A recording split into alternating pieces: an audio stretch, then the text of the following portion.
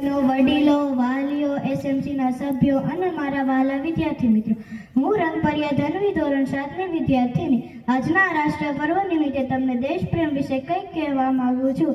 જનની અને જન્મભૂમિ સ્વર્ગથી પણ ચડિયાતી છે. જે દેશની ધરતી પર આપણો જન્મ થયો છે, જે દેશની ધરતી આપણું પાલન પોષણ કર્યું છે, એ દેશની ધરતી પ્રત્યે આપણે ઊંડી લાગણી હોય તે સ્વાભાવિક છે. આપણા દેશનું ઋણ અદા કરવા આપણે આપણું સર્વસ્વ અર્પણ કરી દઈએ તો પણ ઓછું છે.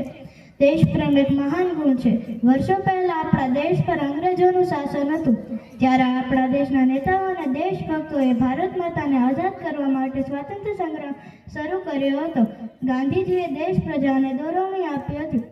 આપણા દેશની તમામ પ્રજા સ્વાતંત્ર્ય સંગ્રામમાં જોડાઈ હતી. ખુદીરામ બોઝ, વીર ભગતસિંહ અને ચંદ્રશેખર આઝાદ જેવા અનેક યુવાનો આઝાદીની લડતમાં શહીદ થઈ ગયા. મહાત્મા ગાંધી, પંડિત જવાહરલાલ નહેરુ, સરદાર વલ્લભભાઈ પટેલ, સુભાષચંદ્ર બોઝ, બાલ ગંગાધર તિલક અને લાલા લજપત રાય જેવા અનેક નેતાઓએ જેલવાસની યાતનાઓ વેઠીને ભારતને અંગ્રેજોની ગુલામીમાંથી છોડાવ્યો.